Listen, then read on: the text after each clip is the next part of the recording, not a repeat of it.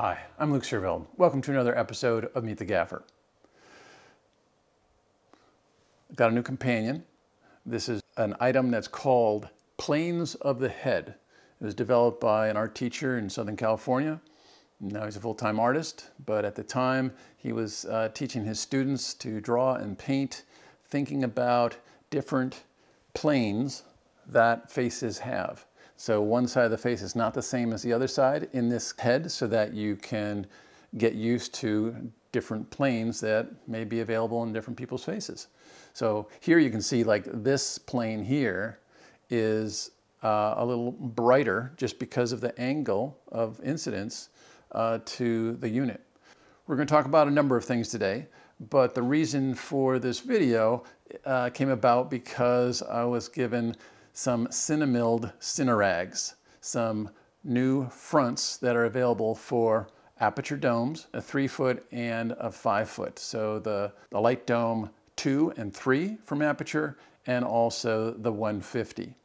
So that gives us the opportunity to talk about size of your diffusion, how that softens things or not. Right here, we've got a 1200D at like 7%. And it's just open. We've got the light dome 3 on, but it's just direct light. There's no diffusion in front. That gives us hard light. So, you know, we've got hard shadows. We've got it down at 7%. So as we put the diffusions on, you know, we'll check out where we want to be to have good exposure on our face. Now we have sort of a Rembrandt-y type of feel, where we've got our unit off to the side, about 45 degrees. You know, you've seen this example 100 times. Just gives us shadow on the darker side, and I've used some wag flags inside and outside to give us some negative fill here. You can still see that the window, there's a little something there, but much less than there was. And we're keying from left side of camera, right side of the face. And we're not putting the unit too high. You know, some DPs want their light source coming from higher, but often, you know, in a house like this, that light is not coming from higher. It's coming from sort of a lower out from these windows at irregular heights. So I don't put it too high, and so that gives you the characteristic shadow falling off there. I'm also using this walk around Mars M1 from Hollyland, and got it to link up with the Hollyland Mars 4K, which is great. I just have a transmitter on the camera, and that's actually looping out of another monitor, and then that's just sending it wirelessly to here. Just easy for walking around. Now we're going to go to some different fronts, and first we'll start here in 3-foot land, then we'll go to the larger dome. You can call them inserts, I'm calling them fronts. So we'll put in the half grid, or the half white diffusion, then we'll put in the full white diffusion, then we'll put in the bleached muzz and the unbleached muzz after that. And then we'll go to the larger sizes and do it all again. There's so many things that go on with your choice of where you put your unit. In this case, we're going to keep the head in the same place, because when we put the larger dome on, I didn't want that dome to get into our frame. So that way you can kind of see same distance, but with a smaller diffusion further away. How does that change the quality of the light that hits the face? And just as a little aside, in the back there, you know, we've got the shades down, but outside I have an 8x bleached muzz on top. And that bleached muzz is so old that it's like it's losing its bleachness. It's on the warmer side. So anyway, that's at, you know, full 100%, and then here we're more at the level that we want for a good face tone. Let's go to some different diffusion fronts. Okay, let's cut to the chase. Here are the 4 fronts on the Aperture Light Dome 3. The camera is a balanced daylight, and I've increased the output of the 1200D to match the light falling on the face according to false color on the monitor. The unbleached muzz is noticeably warmer in tone. Now we're comparing the same diffusion front on different sized domes. 3 foot on the left and 5 foot on the right. Half white, full white, bleached muzz,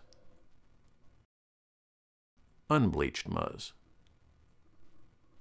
And just for fun, here is the 3 foot dome brought in a little closer to the subject, but still outside of frame.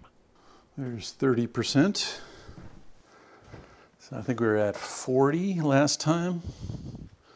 So here we're a little closer. So nothing earth-shattering here.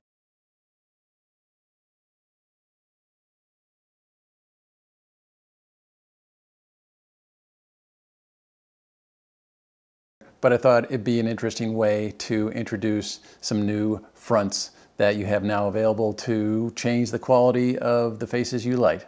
So then here we have bleached. And they come wrapped almost like a croissant, sort of a triangle. And you can kind of see how it's folded. And it's a really nice heavy cloth. The Velcro band that you get with the Cinerags is wider than you get with the included fronts. Nice quality manufacturing. Now, interestingly, you can see the actual source, the front of the unit through this bleached muzz. So it feels like it's lighter. Now, let's check out how that works with our false color. We could actually add some light here. So now that is 40%, still nice and soft.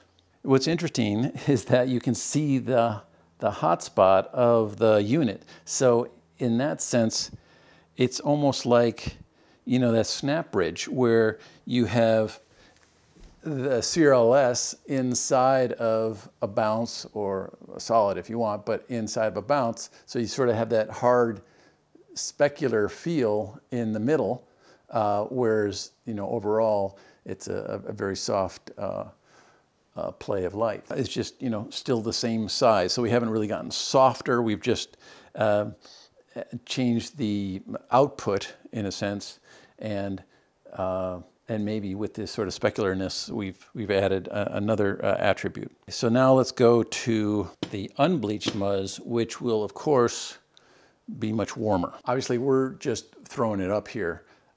You'll make the choice when you want to have that warmer feel, given who your subject is, what your subject is, and the like, and you know, the rest of your environment. Maybe you keep that cooler and have this warmer, you know, or you want to have all the sort of tones be similar. So this is the lighter diffusion again.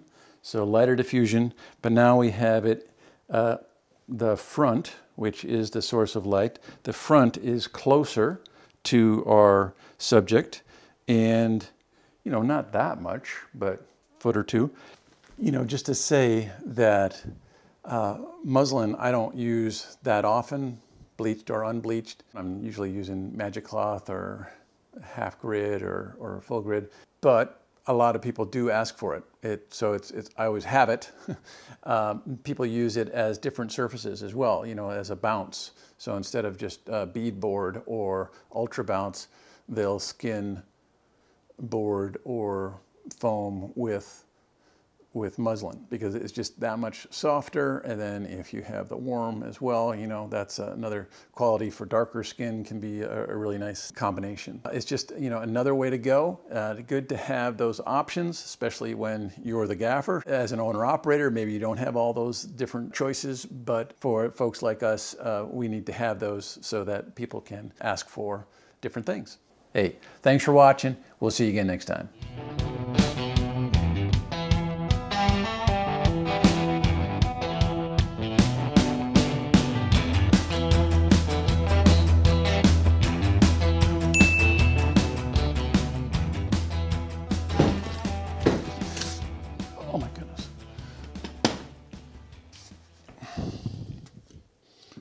Tough when you lose your head.